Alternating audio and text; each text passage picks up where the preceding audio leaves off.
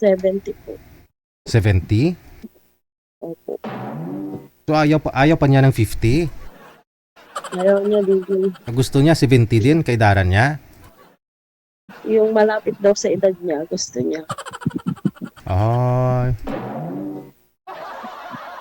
Pero baka yun ang gusto niya, kasama niya talaga sa pagtanda. Ewan ko po, DJ. Yun ay gusto niya. So hindi ka na niya niligawan? Hindi po. Saang lugar? Tinawagan niya po ulit siya. May nakausap po siya eh. 63 years old. Nakalimutan ko na. Taga saan po ba siya?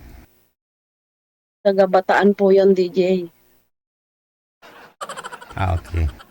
Now, ano po status ninyo? Widow po. Widow na. Ilang taon na po kayong widow? 8 months. Oy, naka-on hold. No, may tumawag sa iyo, ma'am. Baka siya na ho yan. Hindi po. Sino pong tumawag sa inyo? Kaibigan lang po. Kalalaki? Hindi naman po. Hindi naman lalaki. Baka importante po yan, ma'am, ha? Hindi po. Baka bibigyan ka na ng balato, baka nanalo sa luto. Hindi po, DJ.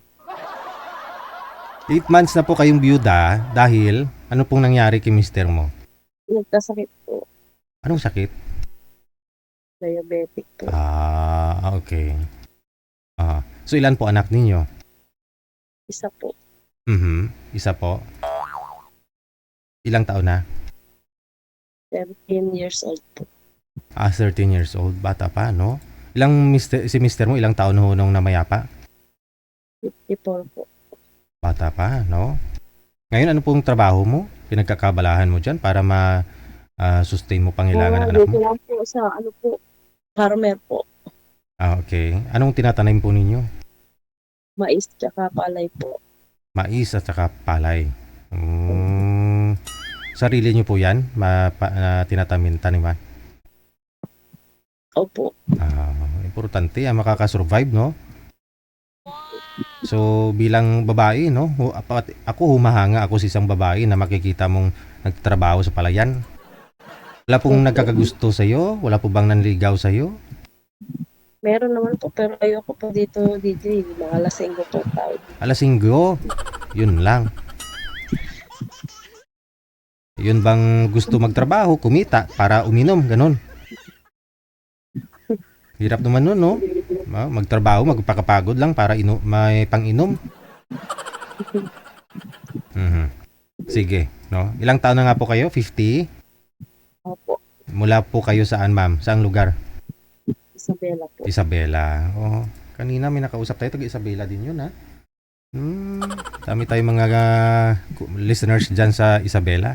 Sige ho, ma'am, ha? Mamaya, pag mayroon pong umakyat, may gustong makipag-usap sa'yo, tatawagan po namin kayo ulit, ha?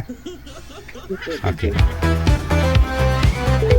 Mga sir, yun pong hanapin ninyo, yung babaeng naghahanap buhay, no? Sanay na sila sa, yun bang di ba? Yun bang siyang bubuhay sa'yo? Di ba, sir? Yun po ang hanapin ninyo. Yung babae ang bubuhay sa inyo.